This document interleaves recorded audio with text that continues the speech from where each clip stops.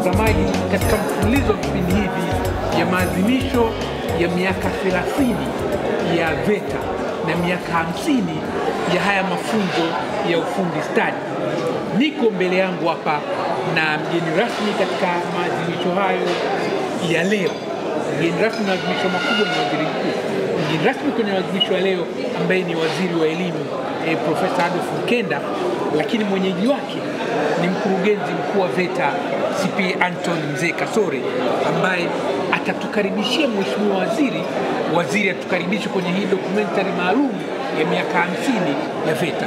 Karibu. Asante sana, nashukuru sana, na tunaamini kwamba wananchi lakini pia na taifa letu wanajua tunaenda kuadhimisha miaka 30 ya VETA, na leo tulikuwa na mheshimiwa waziri wa elimu, sayansi na teknolojia kwenye tukio ambalo tunaita amsha kwa VETA na pamoja na wadau wa sekta ya nguo na mavazi. Kwa tulikuwa naye, ametuelezea, ametuambia nini serikali inahitaji, na tunaamini VETA kwa kuwa tunaenda kuadhimisha miaka 30, kuna vitu ambavyo tumepewa tunaenda kuvitekeleza. Kwa hiyo nipende kusema tu kwa ufupi, sisi tunamshukuru, lakini tunamkaribisha pia na yeye kwa ajili ya kuweza kuzungumza na wananchi wa Tanzania kuhusiana na hili swala la miaka 30 ya VETA. Asante sana.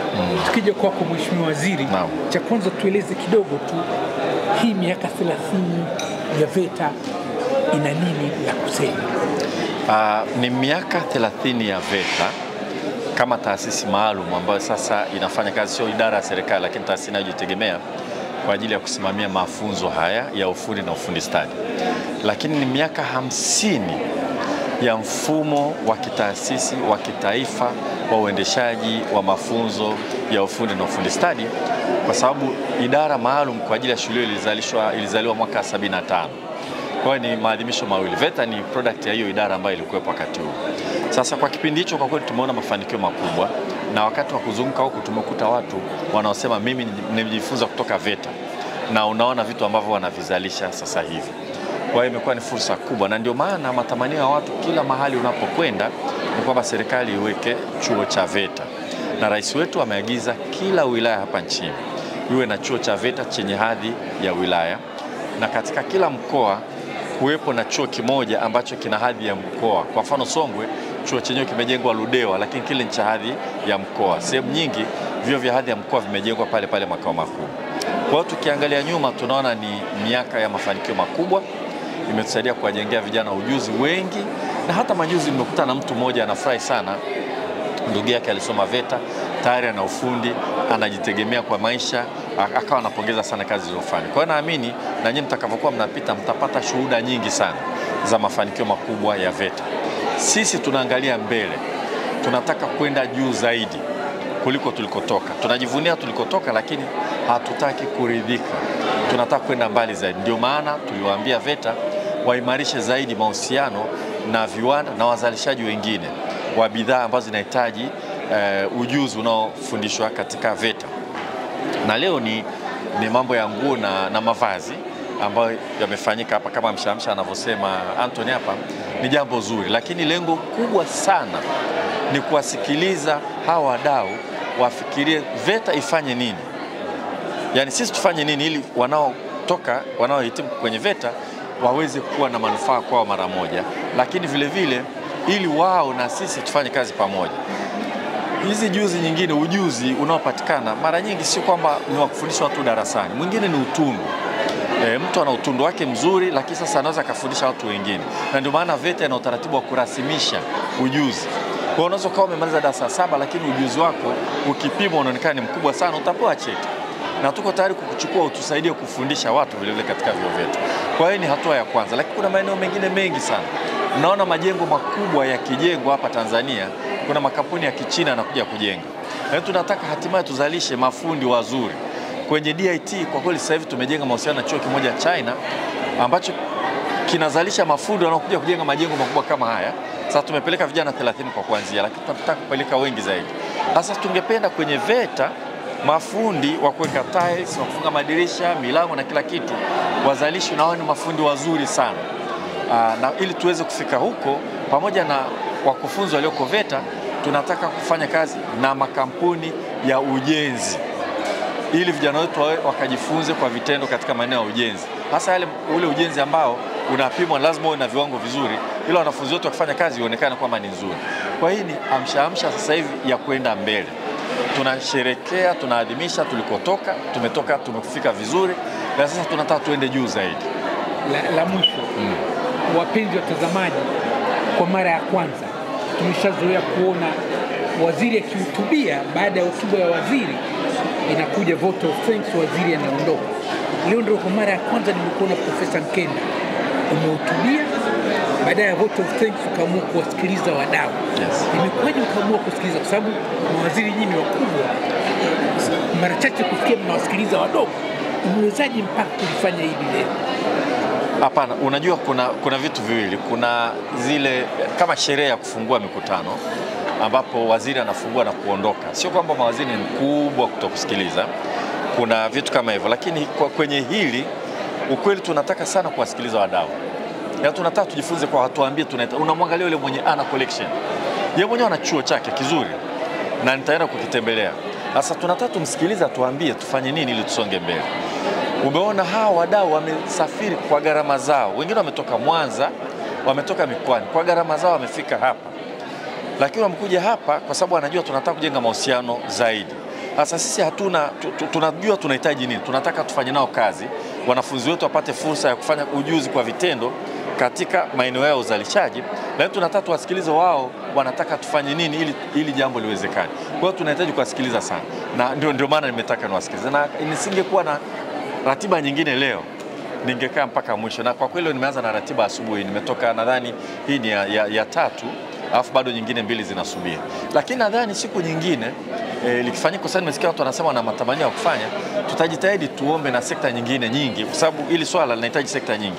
Kwa kuangalia tu sekta ya nguo na mavazi, Wizara ya Elimu sisi tunachotaka tu ni watu kupata ujuzi.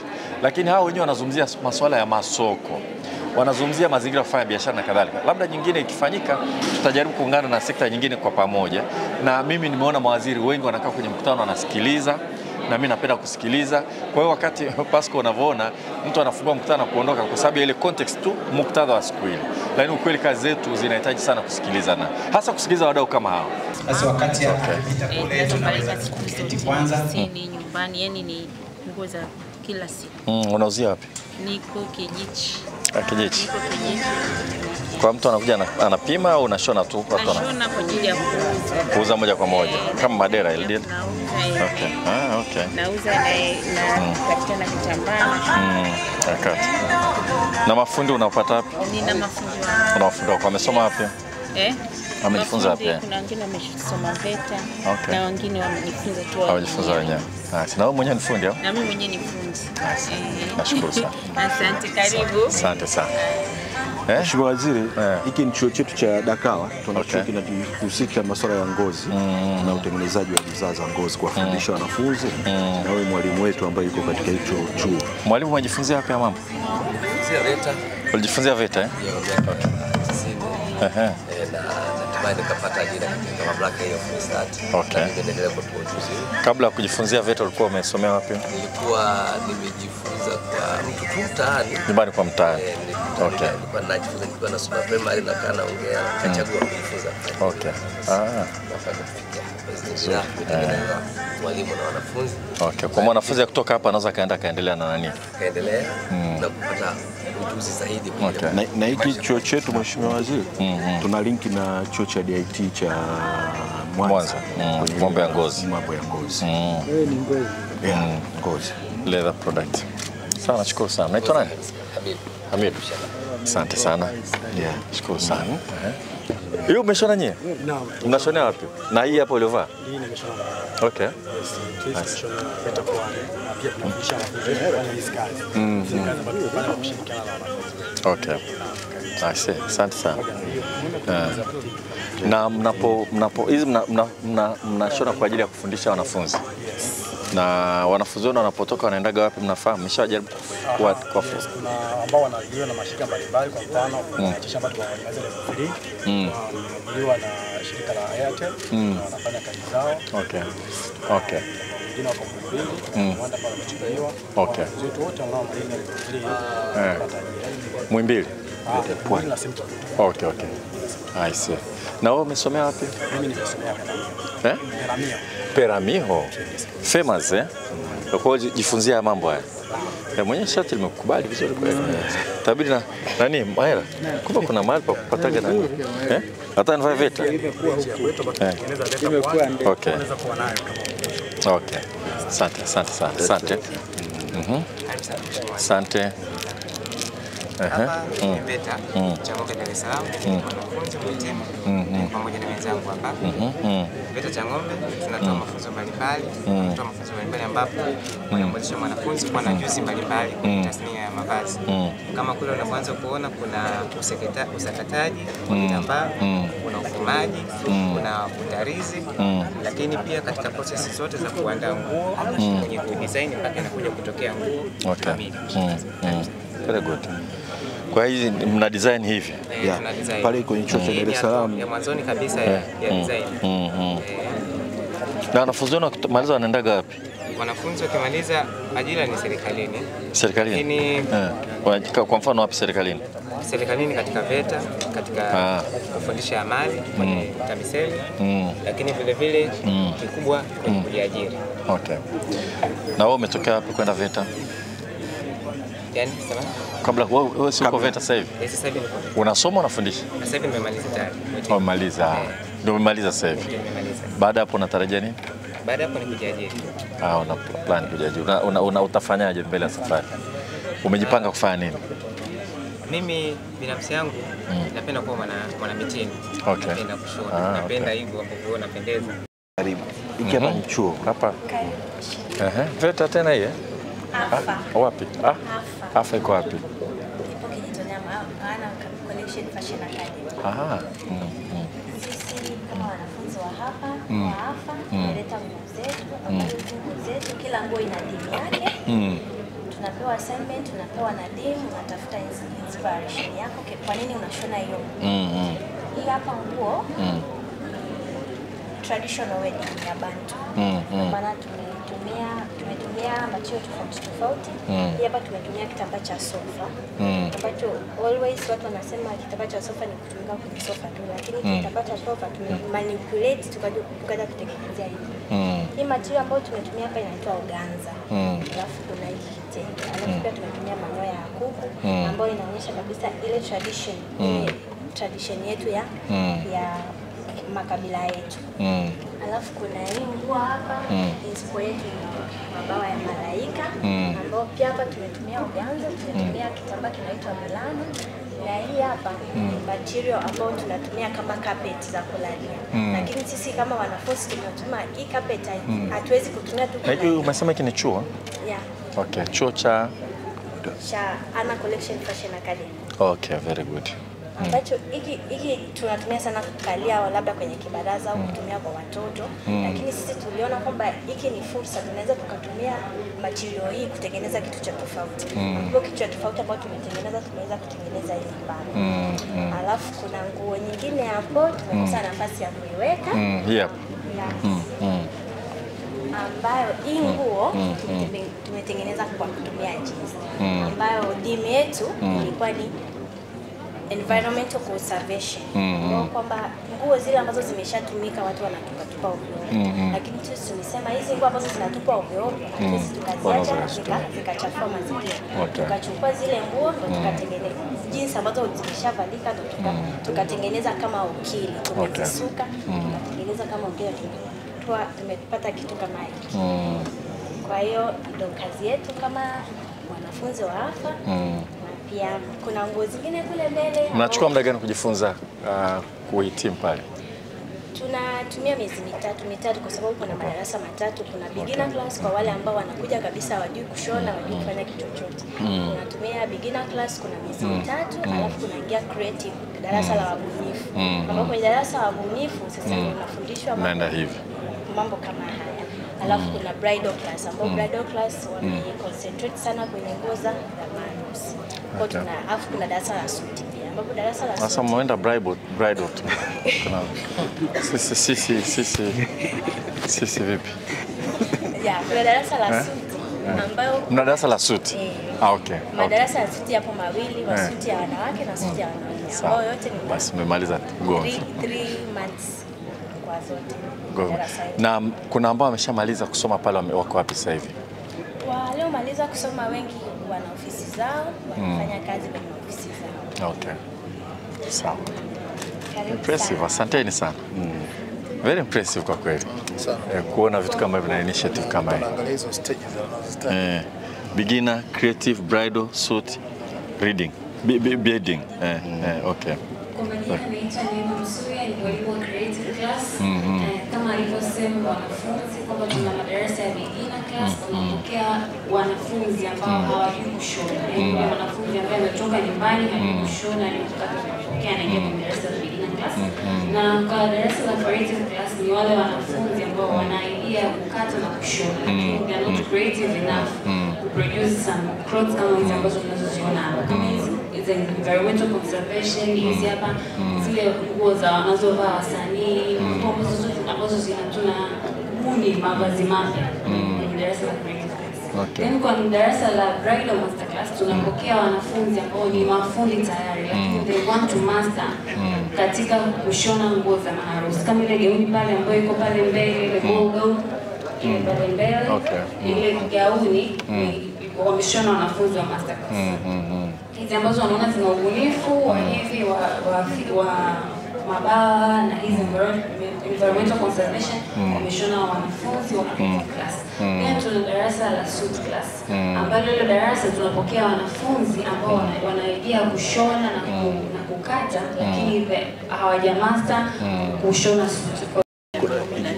Kuna pale mbele kwa ajili ya kudesign. Katika bidhaa za ngozi. Baada hapo kujiajiri wenyewe. Tunazalisha bidhaa za ngozi. Kuna viatu, kuna mabegi, kuna pochi, kuna viatu tiba kwa ajili ya watoto wanaozaliwa na miguu ile ambayo ina shida. Viko aina tofauti tofauti, hivi ni vya changa kabisa, inategemea na miguu ilivyokaa. Lakini pia tuna viatu vingine hivi ambavyo mtoto anaweza akazaliwa mguu ukawa ni mdogo, mmoja mfupi, mmoja uko kawaida. Hivyo anaweza kutumia viatu hivi. Lakini pia tuna viatu tena pia ambavyo ni tiba, ambapo mguu mmoja unaona unaweza kuwa ni mrefu. Mnashirikiana na nani hivyo? Tuko na vijana hapa ambao tunashirikiana. Mnashirikiana na hospitali yoyote nani? Moi. Okay. Lakini pia tuna tiba nyingine hizi ambao ni ya kusapoti kwa ajili yenye shida za miguu kwenye nyayo. Kuna kitu wanaita banyon. Au hata kama uzito kubwa kutembea kwenye kiatu kinaumiza, kwa hivyo unaweza kupata support na ukaweza kuendelea na safari vizuri. Lakini pia tumefanya ubunifu kwa kuandaa nguo kama hii kwa ajili ya kutembea vitambaa vya kawaida ambao na support pia. Mimi nishangaa kasema mvua imeanza kunyesha ni kwa ajili ya jua au hata mvua ikiwa ni ndogo ndogo unaweza kusupport hata kutoka nyumbani na kwenda katika usafiri bila ya kuloana kabisa. Karibu sana. Sasa nyinyi mko wapi? Tuko Mkuranga. Mkuranga. Na soko vipi? Soko lina soa kikweli. Mna sehemu duka mahali watu wakitaka kuja kununua mpaka waje kiwandani? Hapana, tuna shughuli tu ambayo tunafanyia kazi, lakini watu wanakuja kununua hapo hapo. Wanakuja pale na tuletea order, tunakwenda kwenye magulio. Mna watu wangapi? Wafanyakazi wangapi? 5. Wafanyakazi 5. Basi tokea kila laheri bwana. Na michoro ni ya kwenu hii? Yote ni ya kwetu. Kwa hiyo mnakuwa una utundu tayari. Kwa hiyo ulienda kurasimisha pale. Kurasimisha. Okay, sawa. Asante sana. Hii ni kwa mkono. Hii ni Ntausi. Okay. Pale kwenye chuo cha Dar es Salaam tunatoa kozi ya diploma ya mambo ya textile and fashion design. Ndio chuo pekee ambacho kinatoa hiyo. Na wale tulisema fine na wale wa Uingereza. Okay. Bado hawajaripoti back. Okay, asanteni. Hii ngozi ndio ng'ombe kutengeneza leather buti za jeshi. Mna process wapi ngozi? Process pale Himo. Himo sio kwa Awiso vile vile? Kwa process tunakuja sisi na creative. Kwa mna subiri nani? Kiwanda chenu kiko wapi? Kiko Bunju. Na Awiso mwingine si yuko Salasala hapa? Ndio. Awiso ni shemeji. Na Awiso yuko hapa vile vile? Hapana, hajaje. Kwa hiyo mna design wenyewe? Mnaweza mkatoa kiasi gani yani kwa sababu hii ni handmade? Okay. Ngozi nzuri. Okay. Katika viwanda tuliporudi kwa sababu tulikuwa tayari tuna background ya ngozi. Yes. Kuanzia kule tukaanza kujiattach na kaka na kiwanda cha ngozi. Kuna family moja Rombo ya Oiso, the Oisos wako wawili. Mmoja yuko Salasala anatengeneza nani leather products, mwingine uko Himo. Alafu wengine vile vile katika familia wanatengeneza yale matofali mazuri sana. Block nani? Sasa Oiso ameoa kwetu. Kweli? Hata inspiration ya leather tulitoa. Umetoa kwao. Very good. Tume specialize katika leather bags. That's very good. Kama hizi hapa ingefaa mahera. Unajua kwa kwanza yenyewe inafanyika kama yani wameiacha ionekane hivi. Sasa ukiona mtu ana mkoba kama huyu ana hela nyingi. Tofauti na tunafanya pia kwa idadi tofauti. Kama kuna mkutano kwa hii bag ya kwenu inatangaza fashion Tanzania. Ndio hii imeandikwa kabisa made in Tanzania. Sasa nyie naulize swali. Mna wafanyakazi wangapi?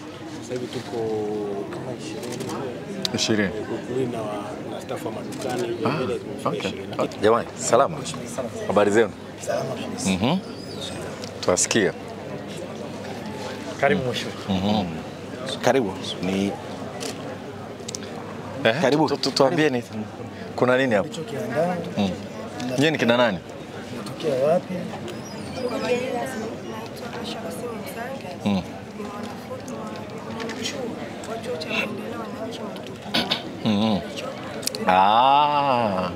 Bwana sura sijaziona nyingine. Mko hapo Kama nilikuwa naangalia sasa mbona inakumbuka vizuri.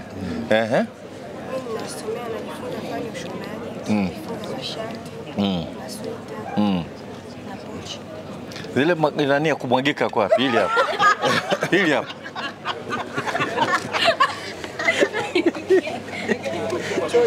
Hili linatengenezwa ili limwagike. Sasa siri yake mje muangalie. Wako vizuri kama kweli nyinyi mnatengeneza hii, niliwaambia waje. Kama kweli mnatengeneza hii nyinyi wenyewe, you are doing very well. Maana yake ni kwamba ukimaliza pale una nafasi kubwa sana ya kwenda kwa sababu baadaye inabidi kuwa na business mind ya kuanzia kwa sababu watu wananunua nguo sana. Unaona? Hili ndio mlikuwa nalo siku ile, si ndio? Uongo kweli? Sawa. Hebu tuone nini kingine zaidi hapa. Hebu tuone hapa. Kuna hii hapa suti yenye rangi nyingi. Hiyo ni jacket. Tunajifunza kushona kaunda suti. Hebu tuone kaunda suti. Begi ya shule. Na begi ya pia hapa pia tunafunza suruali. Kuna mtu nilimpimia suruali pale. Mnamshonea? Nasema nitamlipia. Alikuwa amemkaimu DC. Au mmesahau? Asanteni sana. Sana tutakuwa navaa na bidai kidogo. Tunafungua leo. Ni zipu hii. Teknolojia bwana. Basi ngoja nitabeba tu. Sawa. Lazima amkate tamaa. Ametulia vizuri hapa. Kuna size yako kabisa. Size yangu kabisa. Waliniangalia kwa macho tu. Ujue hawa wana utaalamu. Jamani, asanteni sana. Mungu awabariki sana. Asanteni sana. Yule alikuwa amevaa ile kofia ile anacheza ni yupi tena? Hajafika. Tuombe tusalimiane kwa mkono lakini basi tufanye hivyo. Mtu ukifurahi sana si unafurahi tu, Hongereni sana, sijakushika mkono. Asanteni sana. Asanteni sana jamani. Haya, mimi nashukuru. Asanteni sana. Asante. Haya ni kama aina fulani ya nani Yale ya karakana na reflector. Karakana na reflector. Na reflector yake nani? Okay. Unaitwa nani? Naitwa Gonsalva Lungu. Ni timu wa chuo cha VETA Songea. Umemaliza VETA na hapa mambo yanakwenda. Na VETA ndio imekuwezesha kufanya hivi. Nafurahi sana, nashukuru sana. Nashukuru VETA. Nijali kuweza kunifundisha. Kanipofikia hapa naenda kujikimu. Na unafanikiwa kuuza? Ndio. Japokuwa inakuwa changamoto kwa kuwa watu wanatuchukulia tofauti, lakini tunapambana. Kwani akipata hili shati hili atajua tofauti yake. Nataka nimnunulie mtu shati hili. Nimnunulie nani? Rwemamu njoo. Au Mayala. Njoo Rwemamu. Hili namtosha. Alikutosha. Ila sasa niangalizie nyingine hili tu. Pasco hii kitambi chote hiki. Hata kama lijanitosa nitalipanua. Pata ufa ya wazimu. Sasa shinga pili shati hili. Mbona bei ndogo? Wajicheka Manela hapa. Waziri. Kwa, ni nadra sana. Ndio naanza nalo kwenye kipindi. Asante. Asante sana. Kwa hiyo unafanya wapi umesema? Mimi niko Songea. Okay. Kwa hiyo umesafiri mpaka hapa? Ndio. Very good. Na mko na huyu? Ndio. Na huyu unaitwa nani? Riziki. Ndio unashona hapa? Mimi ndio timu wa VETA ya Songea.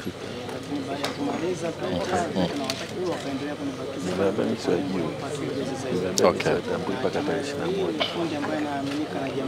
Okay. Naiona. Fundi ambaye naweza nikafanya kazi huenda kushinda hata wewe. Kwa sababu uko focused. Ndio. Hata mheshimiwa Kasole hapo anajilijua balaa langu. Sasa unafanya wapi wewe? Mimi nipo pale VETA Songea bado. Pale VETA. Okay. Na mwalimu wangu hapo. Mwalimu yuko wapi ni wewe? Marahaba jambo. Ala, wewe ndio unafanya kazi nzuri hivi. Very good. Sasa kwa hiyo lakini unazalisha mwenyewe unauza? Pale VETA anaendelea kufanya kazi za product za pale ndani. Unafanya kama vile unafanya na VETA. Okay. Kwa hiyo katika uzalishaji yeye ni kama nafasi ya kwanza katika kitengo kile. Okay. Okay. Kazi mbalimbali. Kwa hiyo tunazalisha kwa ajili ya kununua mamlaka pia naye anapata kujiendeleza shughuli zake na maisha yake kila siku. Sasa kwa hiyo kutokana na kazi anazozifanya amefanikiwa na mashine vitu mbalimbali tunamwandaa ili kusudi aweze kuendelea mwenyewe. Aendeleze hivi. Okay. Kwa nguo za kawaida unaweza kushona nani nzuri kama hii? Ndio umesema anafahamu na vibe lako. Anakushona hivi akikutizama mheshimiwa waziri. Sasa mimi nafikiria bila kweli. Angalia na KCB Bank basi. Tuje tukae nao na mazungumzo. Yule bwana rafiki yangu nafahamu. Focus ya kwanza ende kwa hawa. Hawa leo graduate ambao wanaonekana very promising. Mwanzo kuzalisha at larger scale. Na pia wanatusaidia pale chuoni kufundisha pia. Kwa ni mwalimu. Tusaidia pia. Kwa hiyo unaweza kufundisha vizuri. Sasa wewe una kipaji. Unaweza kumpa mtu kipaji kama cha unamwangalia mtoto unamshona? Hiyo ni kipaji. Hawa wenye ulemavu unajua kuna fursa TAMISEMI kwa ajili ya mikopo. Mikopo TAMISEMI nyingi tu. Anafanya. Kwenye halmashauri anayoishi. Safi sana. Hongera sana. Umesema unaitwa nani tena? Naitwa Riziki. Riziki. Unapata riziki humo? Haya jamani, shughuli njema Hongereni sana. Wapenzi watazamaji, na jambo la mwisho siulizi tena swali. Mimi natoa shukrani za dhati kwa Mheshimiwa Waziri. Hili shati mnaoliona ni Mheshimiwa Waziri amelinunua akanipa kama zawadi, na mnaweza mkaona halifungi. Sasa moja ya sababu ambazo msishangae mkiniona nimepungua, halifungi kwa sababu tumbo limezidi. Hili shati limetoka ili tumbo likaondoka. Mkiniona nimekonda mkakini ninapungua ili nifananie na shati langu. Asante sana. Sasa wewe, kuna marathon kadhaa zinakuja na taasisi zetu. Tuhakikishe kwamba tunamwalika aje. Ili shati hatimaye liweze kufika. Yes, asante. Asante sana Pascal.